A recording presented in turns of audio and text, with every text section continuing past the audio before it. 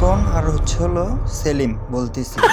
আমার সকল বন্ধু বান্ধবকে কইছি, শুন তোরা যারা আমার বিয়ে খাওয়ার অপেক্ষা বেঁচে আছিস, তোরা কি করছিস? Oh my god! তো আমার বিয়েতে মনে কর যে তোরা যারা নগদ টাকা দিবি তারা আসবি, কারণ ওই এখন এই যুগে ভকর চক্কর ওই যে থালা বাসন মাসুন, তারপরে ওই যে কিসের পানির ফিল্টার মিল্টার জগ টগ এলে কিন্তু চলে না।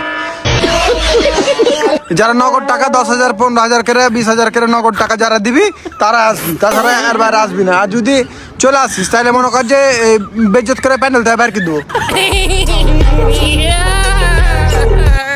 তো তারা কি কই, যারা 10-15 হাট ক্যাশ দিয়ে যারা আসবি তারাকে সুসান মানে একবারে আপ্যায়ন করে ইলিশ মাছের ভাজা বাম্পার করে মানে সম্মান ভালোই হবে। আর যারা ওই যে ভক্কর চক্কর যারা লিয়ে আসবি এলে এখন চলে না, তো ওইলে যারা লিয়ে আসবি তারাকে মনে কর যে লোকই রাখবো, 2টা লোক খালি এলাকা বাইর করার লেগে।